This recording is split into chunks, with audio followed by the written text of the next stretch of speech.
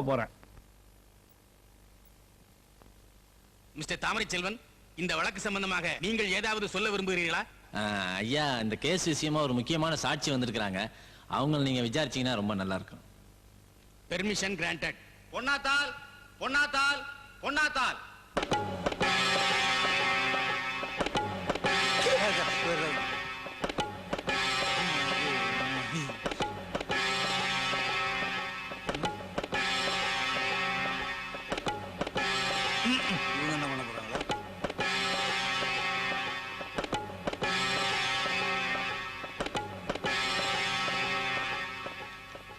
கடவுள் சாட்சியாக, கடவுள் சாட்சியாக நான் சொல்வதெல்லாம் உண்மை. நான் சொல்வதெல்லாம் உண்மை.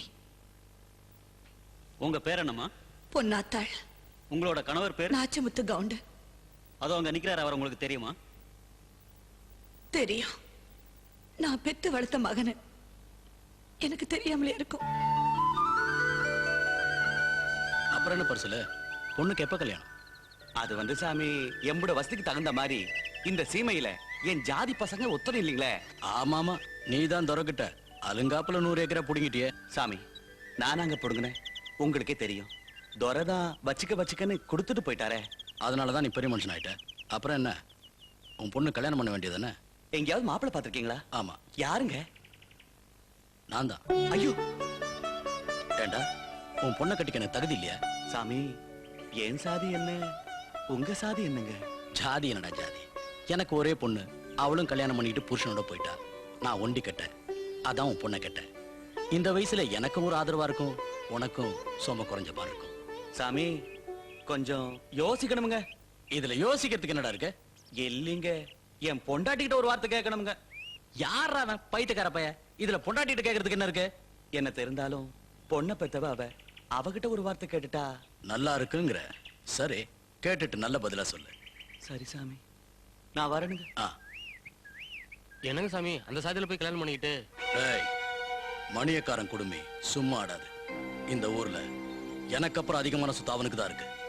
அவனுக்கு ஆம்பளை வாரிசு இல்ல. பொன்னாத்தாவை கட்டிக்கிட்டா சொத்து பூரா எனக்கு வந்து சேரும். அது மட்டும் இல்ல, பொன்னாத்தா மாதிரி ஒரு அழகானவ இந்த சீமையிலே இல்ல. பெரிய மனுஷன் பொண்ண கேக்குறாரு, சரின்னு சொல்ல வேண்டியதானே. இதுக்கு போய் என்ன கேட்கணுங்களா? அது இல்ல, 2ஆம் கல்யாணம். மணியக்காருக்கும் வயசாகி போச்சு, அதான் யோசனை பண்றேன். அட சும்மா இருங்க. ஆளு வாட்ட சாட்டமா மைனர் மாதிரி தானே இருக்காரு. வயசு என்ன வயசு? நம்ம பொண்ணை கட்டி கொடுத்தா நம்ம சாதியே மாறி மணியக்கார ஆத்தா ஆயிடுவா. என்ன நான் சொல்றது சரிதானுங்களே?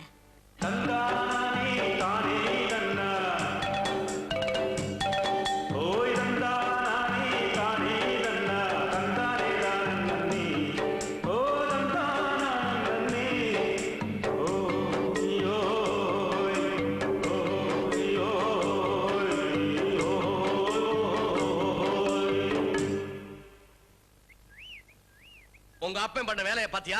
சாக போற காலத்துல இந்த வயசுல அவனுக்கு கல்யாணம் கேக்குதா? ஏன் இப்படி தாம் தூம்னு குதிக்கிறீங்க? வயசான காலத்துல எல்லா ஆம்பளைங்களும் ஊருக்கு ஒப்பாட்டி வச்சுக்குவாங்க. எங்க அப்பா கல்யாணம் தானே பண்ணிக்கிட்டாரு. அப்பனுக்கு வக்காலத்தா? உன்னை கல்யாணம் கட்டிக்கிட்டதே உங்க அப்பனுடைய சொத்துக்கு தாண்டி.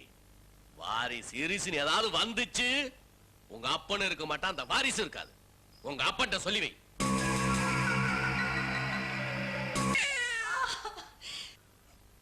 ஐயா, உங்களுக்கு ஆம்பளை பிள்ளை பிறந்திருக்குங்க. ஐயா, பெரிய மணிக்காருக்கு மகன் பிறந்திருக்காங்க. மகனா? ஆமாங்க. எம்மன் பிறந்திருக்காண்டா.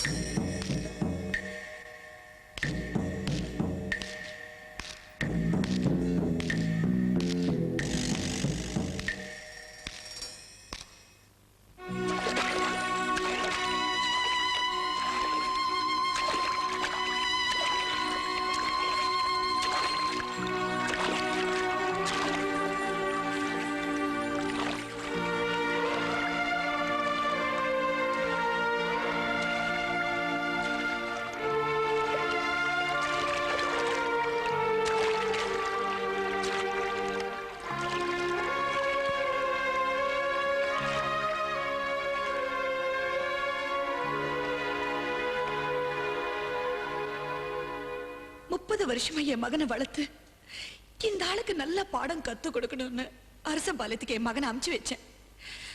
மதுரை வீரன் நில சம்பந்தமா அந்த பத்திரத்தை பார்த்து எனக்கு நல்ல முடிவு சொல்லணும்னு வேண்டிக்கிறேன். இந்த சாட்சியை விசாரித்ததன் பேரில் சந்தேகத்துக்கிடமின்றி மதுரை வீரன் கோவிலும் அதை சுற்றியுள்ள 100 ஏக்கர் நிலமும் பொன்னாத்தாளுக்கும் அவருடைய ஒரே வாரிசான தாமரை செல்வனுக்கும் சொந்தமென இந்த நீதிமன்றம் தீர்ப்பளிக்கிறது. மேலும் 30 ஆண்டுகளுக்கு முன்பு இந்த வழக்கில் சம்பந்தப்பட்ட அரசம்பாளையம் கிராமத்தைச் சேர்ந்த பெரிய மணியக்காரரான நாச்சிமுத்து கவுண்டரையும் அவருடைய 2வது மனைவியான பொன்னாத்தாளின் தகப்பனார் பாட்டப்பனையும் சந்தேகத்துக்கிடமின்றி கொலை செய்தவர் சின்னமணியக்காரரான சுப்பராய கவுண்டர் என்பது தெள்ளத் தெளிவாகிறது. எனவே சுப்பராய கவுண்டரை கைது செய்து விசாரணை நடத்தும்படி இந்த நீதிமன்றம் உத்தரவிடுகிறது.